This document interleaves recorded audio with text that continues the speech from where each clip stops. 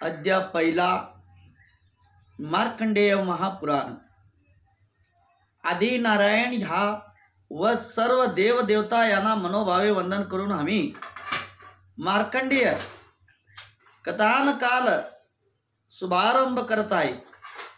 एकदा महर्षी व्यासाचे शिष्य जैमिनी यांनी मार्कंडेयाने विचारले, हे मुनी, यास ऋषीने जो महान महाभारत ग्रंथ लिहिला आहे तो खरंच अलौकिक आहे।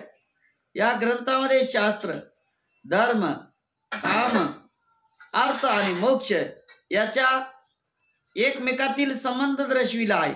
म्हणजे धर्मशास्त्र, कामशास्त्र, अर्थशास्त्र, मोक्षशास्त्र याचे विचार सांगणारा हा ग्रंथ होय।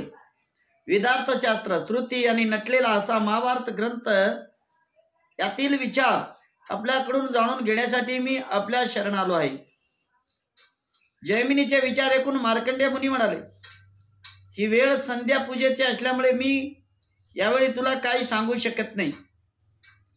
त्या शास्त्राचा सर्व तत्वज्ञान तुला अद्याप पक्षीरूपा असणारे द्रोणपुत्रच सर्व शास्त्र व्यवस्थित सांगू शकतील।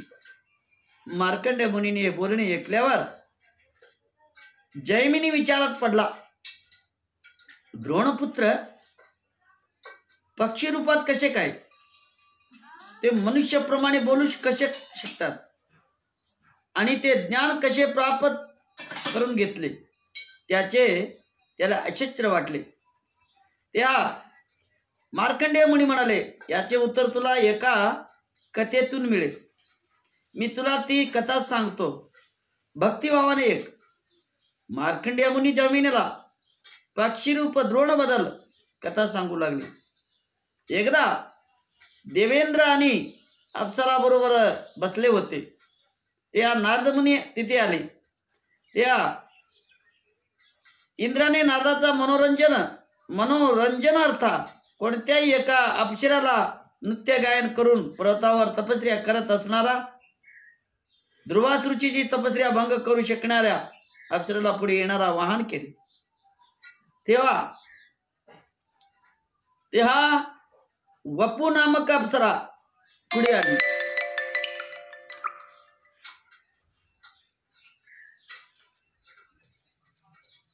आणि ती पर्वतावर गेली, आपल्या मधुर आवाजाने गाणे म्हणू लागली।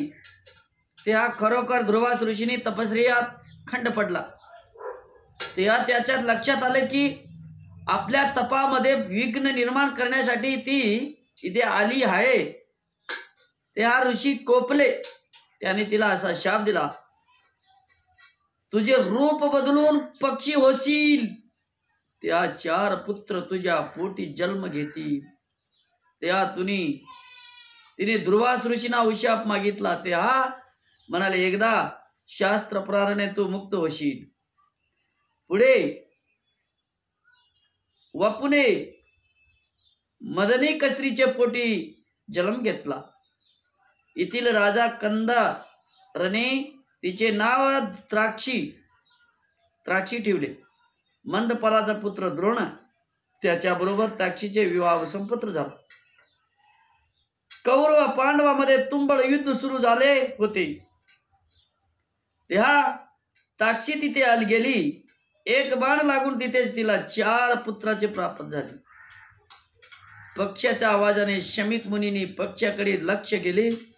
त्याने जाणले की साधेसुधे पक्षी नसून एक महान शक्ती आहे, त्याचे अलौकिक सामर्थ्य आहे। म्हणून त्या पक्षीचे लालन पालन करू लागले। अध्याय समाप्त। अध्याय